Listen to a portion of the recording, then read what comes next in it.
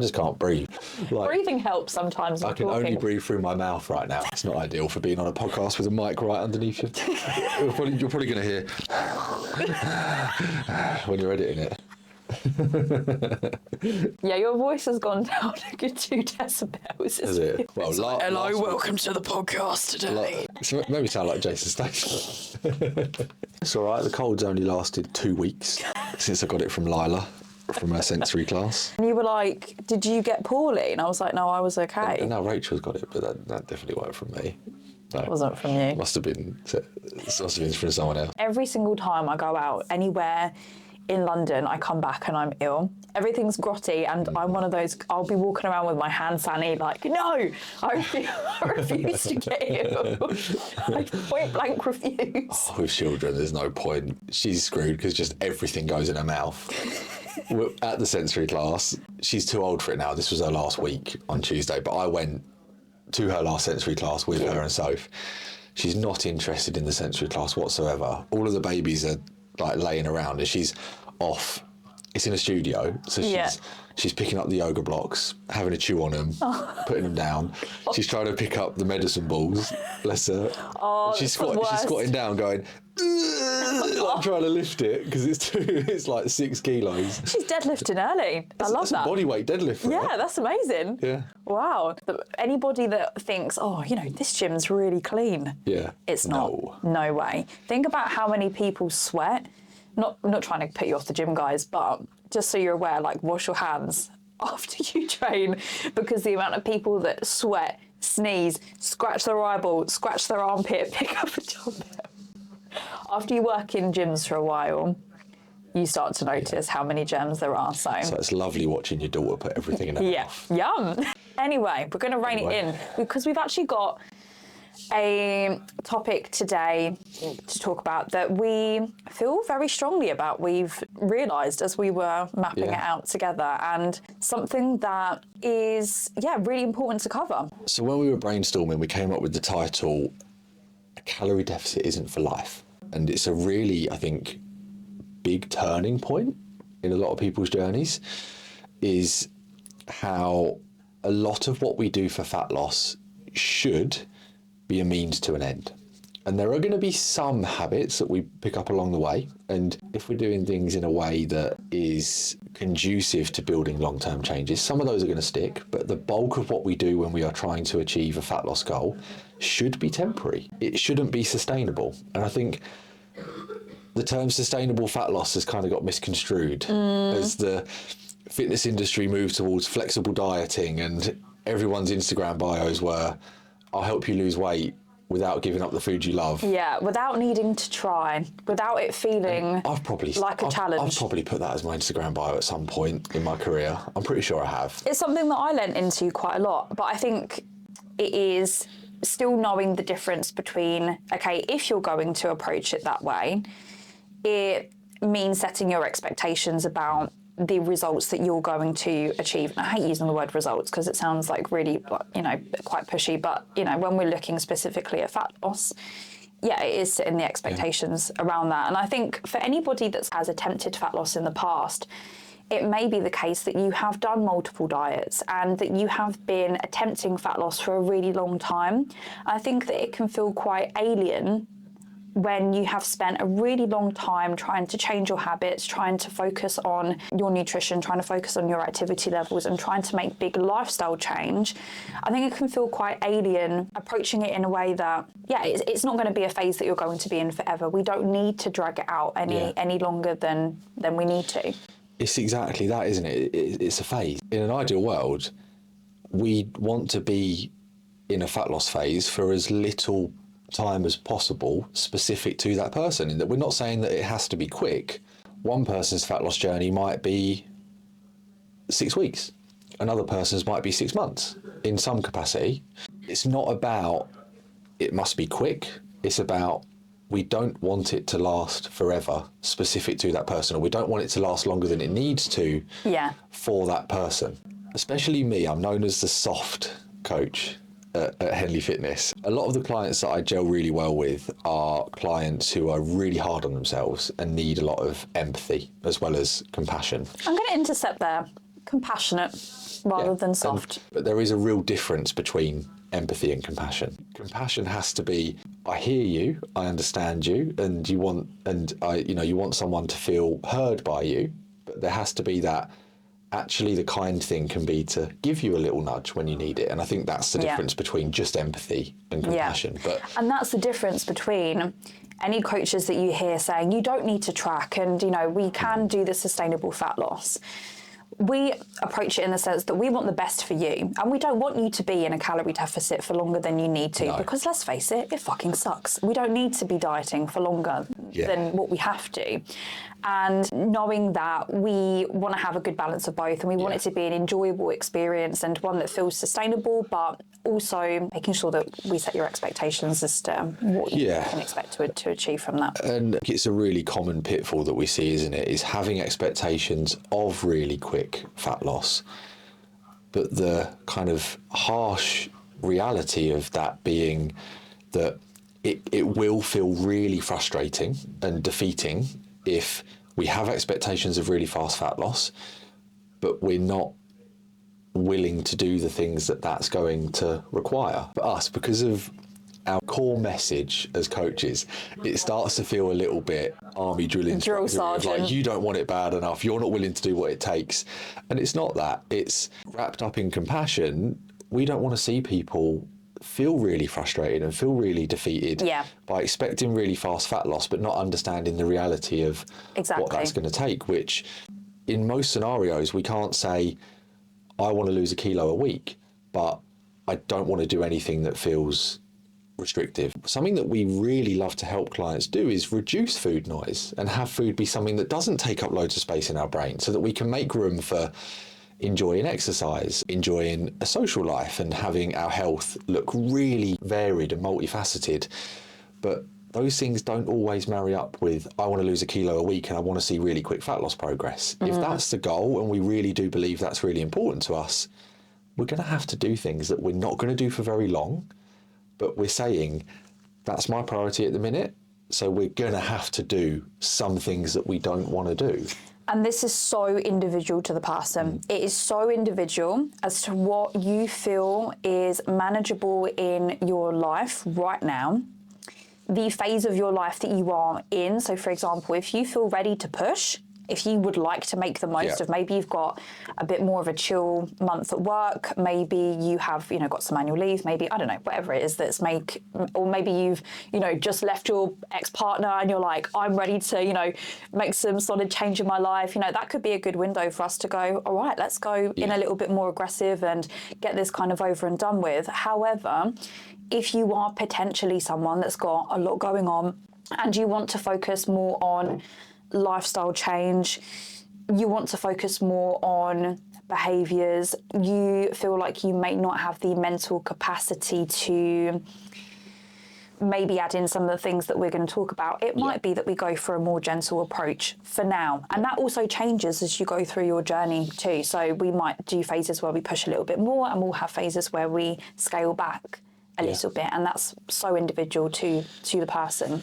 To you, what are the bits that we're not looking to sustain? So what are the things in fat loss that are temporary?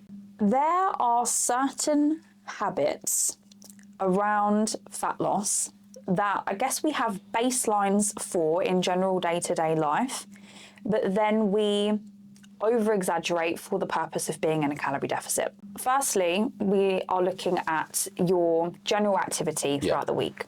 That would come under the realm of the amount of steps that you are hitting on a weekly average and the amount of energies you are expending potentially through added cardio or other movement throughout the day.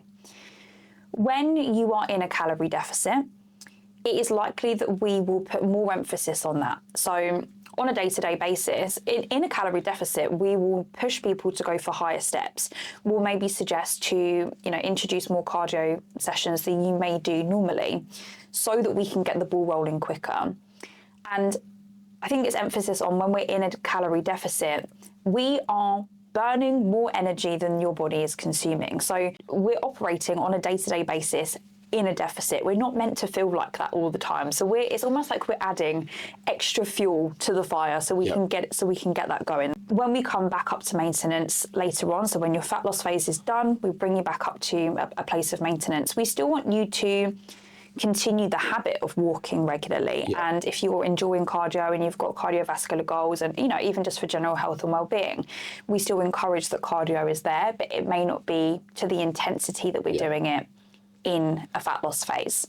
Yeah, and it's that context, isn't it? I think that's a really good practical example of long term, going for a quick lunchtime walk with no target in mind, just getting outside, getting some fresh air, moving our body, having a break from screens. That's kind of the core habit. In fast fat loss, it might be a very specific step target that we get to the end of our day and we're like, oh, the last thing I want to do is go and do another 4,000 steps or jump on the walking pad or do some steps at the gym after our session. But it's that means to an end to achieve the immediate goal that we've got at that moment in time. And it is about that extra effort, isn't it? It's about that increased intensity that's the bit that shouldn't be sustainable. We're not trying to sustain that level of effort. We're doing things that bring us way above that baseline to achieve that goal. And like we said, those habits are transferable, but the context and the intensity of them is completely different. And we could apply that to tracking. And again, we don't need to caveat everything that we say on the podcast, but there are scenarios, of course, where we wouldn't recommend that a client tracks when they're trying to pursue a fat loss goal. But with the context of tracking, it may be the difference between tracking absolutely everything super meticulously versus tracking breakfast, lunch, aiming for a rough protein target for those meals, and then not tracking dinner because it's just with the kids and it's flexible and like we're trying to be inclusive with our health goals and our family and trying to integrate those things. But with that fast fat loss goal, we might not be having that level of flexibility. It might be for the next 4 weeks, I am tracking everything. I am being meticulous. I am not eating the same meal as my family, but I'm not doing it for very long. This is a conversation that I had with a client last week who said to me, I want to increase the rate of my fat loss phase. I want to get it over and done with, but I don't really want to track calories and I don't really want to wear my fitness watch. And we had the conversation of, okay, but we have to set the expectation of it is going to be a lot more challenging for us to monitor that data and to have the full green light on, yes, I'm in deficit versus no, I'm not in a deficit without having that data available. And we discussed over the next 4 to 8 weeks, this isn't going to be a forever thing. We're not expecting you to track forever. And I don't want that for you because who wants to track forever? That sucks. But if you want to ramp things up a little bit, that will be a fantastic tool to help to get you there. So we've covered activity levels. What other things do you think are on that list of things that are more extreme or, pushing out of the usual comfort zone in the fat loss phase? We need to normalise as well that we are going to be a little bit hungrier. That's going to happen. Like we can't avoid, well, again, it's very individual, but more often than not, we can't avoid being hungry in a big deficit. Energy levels might be a little bit lower, those kind of things that we're not looking to experience for too long. The things that we start to do to help with that are like super high volume eating. In a big deficit, I'll go from a normal size meal to a mixing bowl. I'll take my base meal, which say if that was for me like a lentil bolognese, I will stick that in a mixing bowl and I will add a ton of veg to that meal. So I feel like I'm eating a lot of food. I am eating a higher volume of food, but the veg that I'm adding is going to be fairly low calorie and it's going to add so much volume to my plate for not a lot of extra calories. And it's going to make me feel fuller for longer. And psychologically, it's going to make me feel like I'm eating more. And again, they're not habits that we're trying to have stick around for too long. they're great tools to use in a fat loss phase where we're trying to be in a big deficit. It's that means to an end. That's not how I eat year round. But what we do encourage is fruit and veg. Not saying don't eat fruit and veg. No, but only eat fruit and veg in a deficit. But this is it. It's the same as with steps. You know, we encourage fruit and veg as a baseline. Of course, if we can get in a good 30 grams of fibre a day, if we're aiming for roughly 5 or so portions of fruit and veg a day, fantastic. But it is likely that we will encourage you to increase that even more so for the purpose of volume, not for the purpose of your vitamins and minerals and for your fibre, but for the purpose of supporting hunger in a fat loss phase, which is very different to how we would approach it in maintenance. Eating plenty of protein and fruit and veg is going to help us feel nice and satiated anyway, outside of fat loss, but it's that extra level of I am trying to feel as full as possible from this meal because I know I'm going to be hungry in a few hours' time. Something that we really encourage in a fat loss phase, especially if you're very new to this process, is methods that we can take on board to alleviate decision fatigue. If you are getting into the flow of calorie counting and all of a sudden thinking, God, I have to calorie track 7 different meals a day and I have to find 7 different meals a day? That's not right. 4 or 5 different meals a day. 21 meals during the week, different variety of foods every single day. Tons of ingredients per meal. It can get really complicated really quick and be very overwhelming. And something that we often encourage in a fat loss phase to keep it simple for the purpose of alleviating decision fatigue and once again being able to stick to your calorie deficit is having more simplicity with your meals and reducing the amount of options to potentially 1-2 breakfasts a week, 2 to 3 different lunches, and maybe more variety with dinners, or having almost like a set personal menu that you might have on repeat and certain meals that you can kind of fall back on.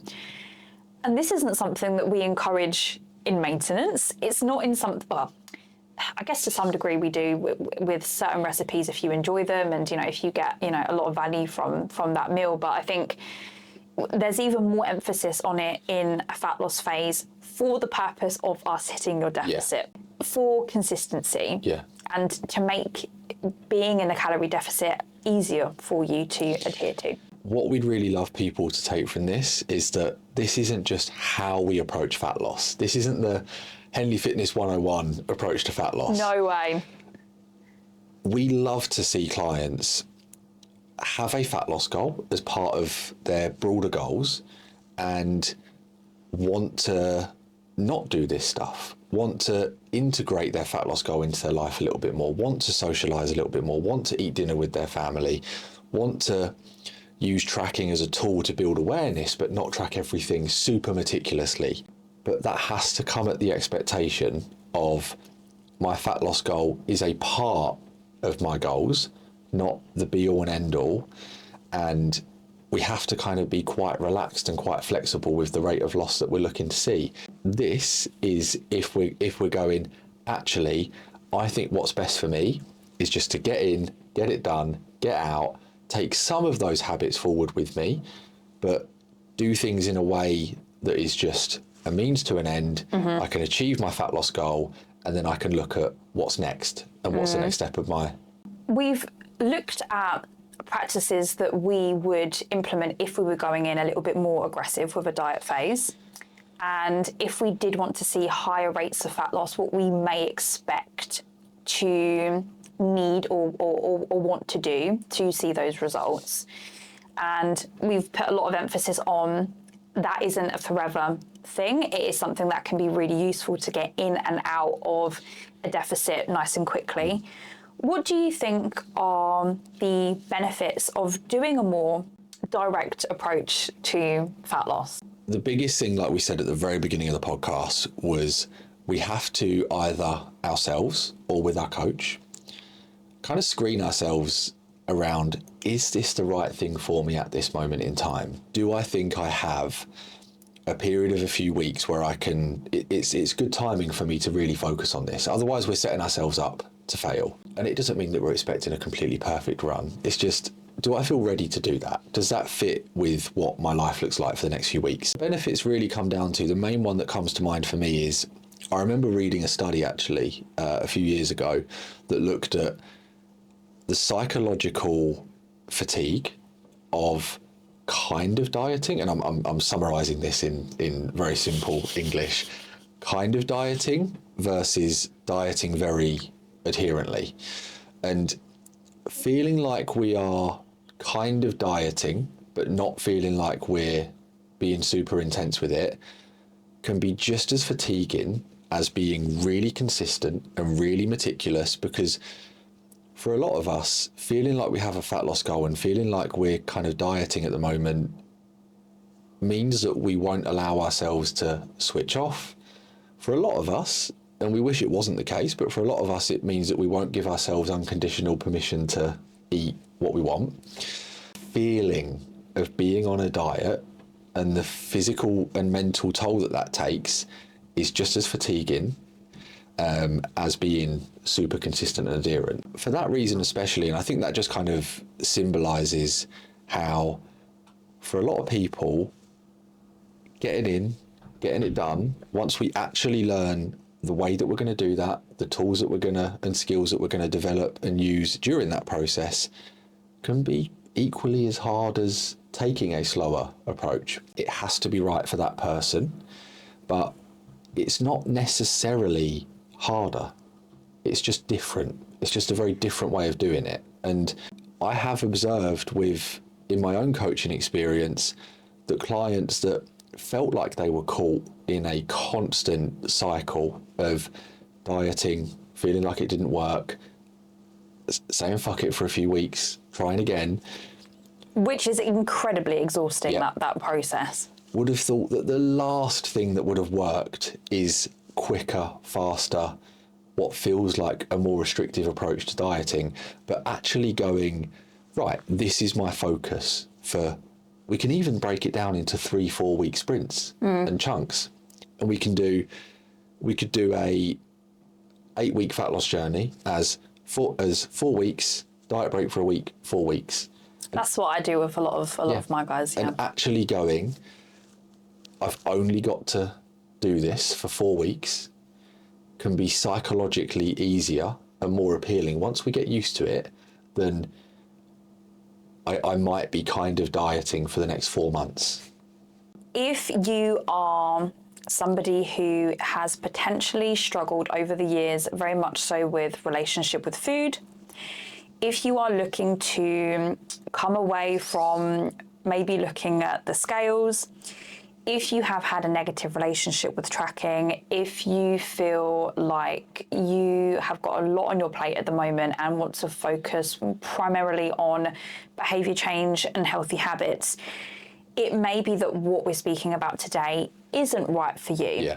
And I've kept that super brief because there are lots of different layers to this. But I think if you're unsure, it's a good opportunity to get on a call with us and work out which is going to be the best option, because it isn't black or white.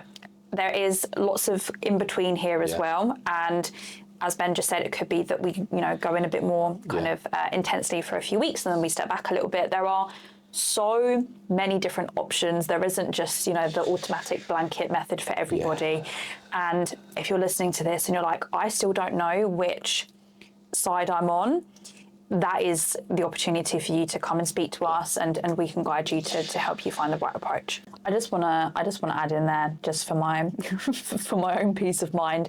If anybody out there is telling you that there's one set method, they're probably a wanker and you should probably unfollow them. Yep.